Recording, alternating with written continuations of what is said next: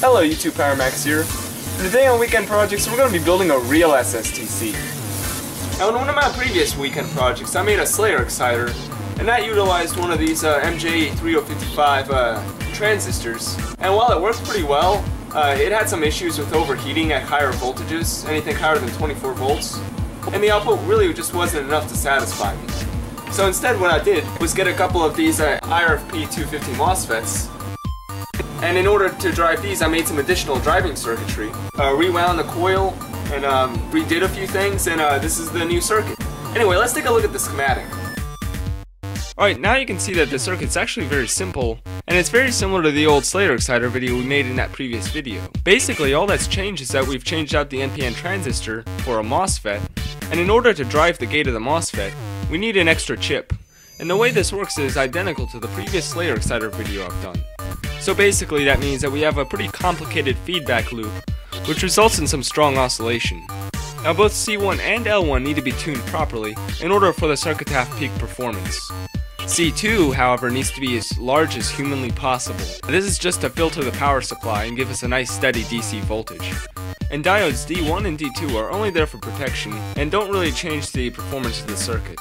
It just keeps the voltage at that node from exceeding the positive and negative voltage rails. Now while the circuit does work, it basically acts like a giant Slayer exciter and draws a lot of power. So I wanted something that doesn't load the transformer down as badly and has longer sparks. So to fix those few problems, here's my solution. Basically all I did was add a 555 astable multivibrator to turn on and off the inverted buffer, the DS0026. Alright, so let's prototype this circuit. First we're going to start off building the voltage regulator portion of the circuit. So take your 7812 and insert it into the breadboard. Take a ground wire and connect it between the center pin of the regulator and your negative rail. And then from the output of the regulator to the 12 volt supply voltage. And then lastly, connect from your power input to the input of the regulator. Now we just need to install some filter capacitors, so I have these 104K capacitors here, and I'm going to insert them into both power rails. Doesn't matter the polarity. Anyway, then I'm going to take a bigger value electrolytic capacitor and also insert that onto the 12 volt rail. Alright, so then we're going to power up the regulator and see if it works. First you're going to want to connect up your 48 volt power supply. So red goes to red and black goes to black. Now I'll just connect up the positive and negative. First strike them together to make sure you're not getting excessive current draw. And hopefully it's not going to be overheating. Be ready to disconnect the power as quickly as possible. Then you're going to need a multimeter and set it to the volts range and make sure that you have the correct lug for volts. And you're going to test the input voltage and see that we got around 42 volts. And we're going to test the output and see what we got. Alright, of course. Forgot to connect a wire between the negative for this right here and the negative over here. Anyway, now we should see a voltage here. And sure enough, just a little under 12 volts. Alright, so that means the voltage regulator is working.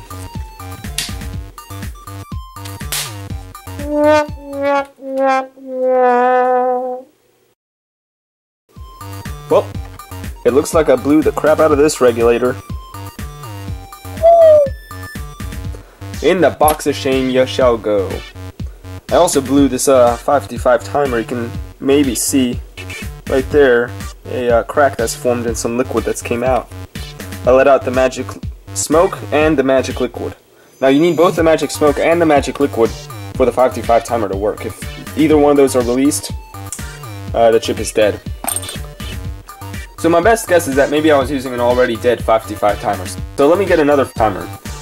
But I don't have another 7812 voltage regulator, so that might be a problem.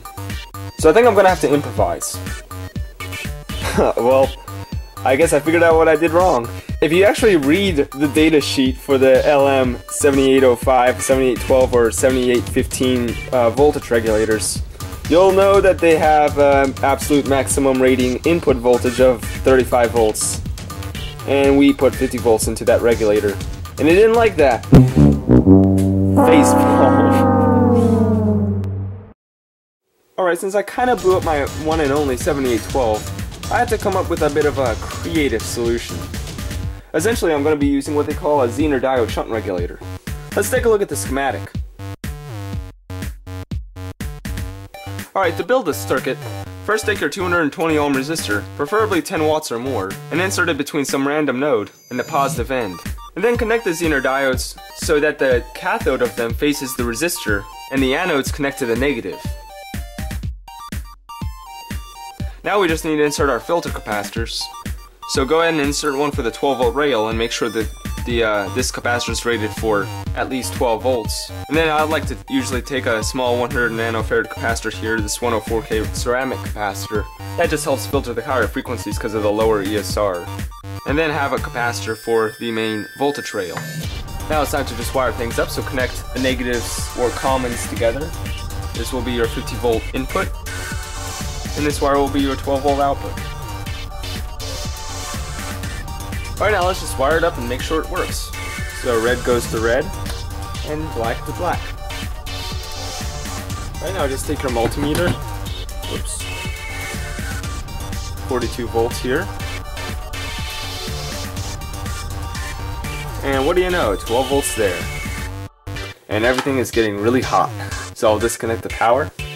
In order for the circuit to actually work properly, you need to have a load here because we're pushing too much current through those Zener diodes. We need to take care of that. Now, as of right now, these resistors will get really hot, and so do these Zener diodes without any load connected. But I think it will work well enough for our circuit, especially once we connect up the rest of it. In our final prototype, you actually only need one Zener diode because most of the current is being diverged to the circuit, and very little current actually flows through these Zeners. Alright, now let's try to wire this thing up. Alright, to start building the low voltage part of the circuit, first take your DS0026 and insert it into the breadboard wherever you want. Then I would wire up your 12 volt and ground. Then take the 10K ohm resistor and insert it between the input and the output of the voltage buffer of one of the two buffers on the thing. And then paying close attention to the polarity, plug in the diodes.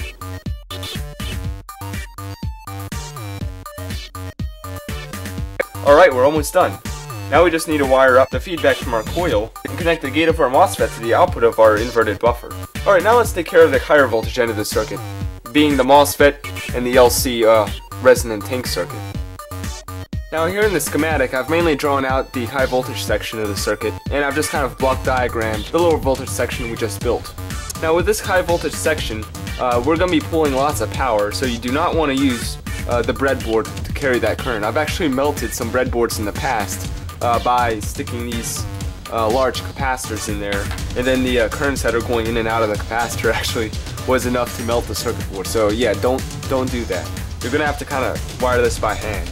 You're going to want to pay attention to the polarity of these two coils, aka the phase of them, and make sure that you wire that correctly. I'm hoping that I've drawn this picture right. If not, then I'll post in the description down below somewhere, or above, or to the left or right. I don't know, YouTube keeps changing. But if I figure out that this is actually wrong, then I'll post that somewhere. Anyway, you're going to take the source of your MOSFETs, and you're going to want to connect these to the ground of your capacitor. Now take the drain of your MOSFETs and wire this up to the top portion of the coil, or actually the bottom portion of the coil in our case, because the coil is going around this way.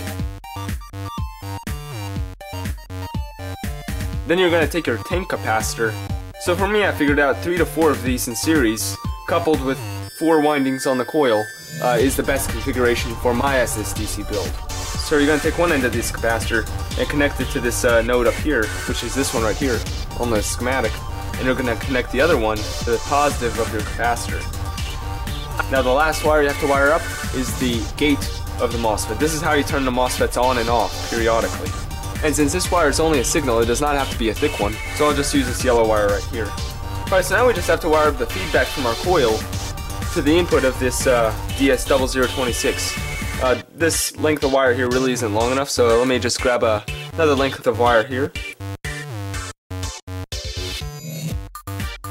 Alright, now the circuit should be good to go. Let's see if it works.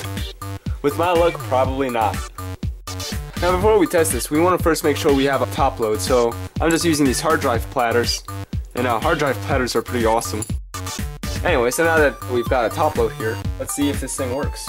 You're not going to get spectacular sparks shooting out from every direction, because this is actually not the full circuit. But we should get a little bit of something. And of course we don't. That means we've got to troubleshoot. Figure out what you've done wrong. Now generally when I'm troubleshooting, the first thing I do is reverse the polarity of the coil.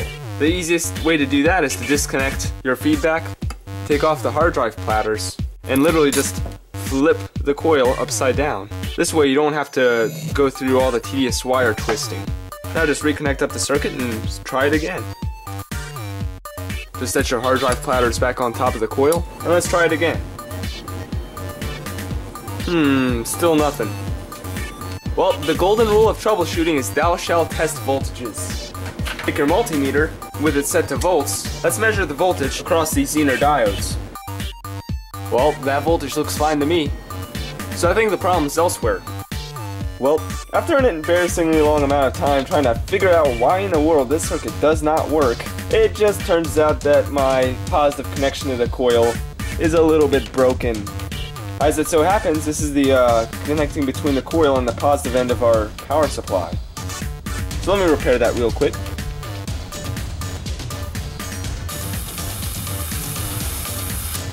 That is 2 inches of arcing. The issue with these kinds of arcs though is that it's just drawing way too much power out of my transformers. They actually overheat really quickly. So I'm gonna have to stop in just a sec. When there's no breakout on the Tesla coil, I can be drawing upwards to 7 amps. But strangely, when I actually pull an arc, the current drops to just around 4 amps.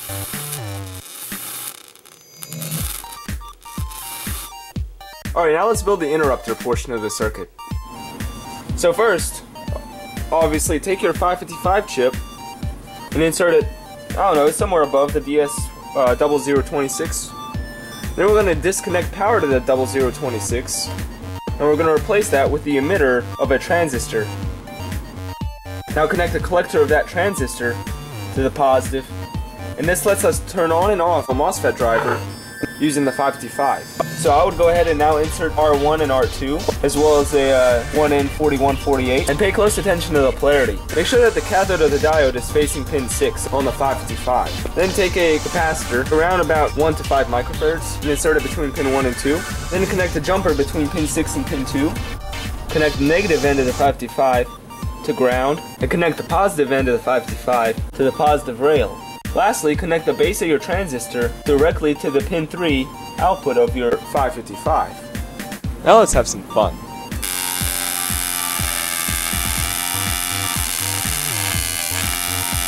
In this mode, because it's not drawing nearly as much current, the voltage on the transformer is around 50 volts. You see all the areas that are bright orange on my skin? Yeah, that's vaporized skin being turned into a plasma. Well, that's about it. This has been a PowerMax production. If you like what I do, please like, comment, and subscribe.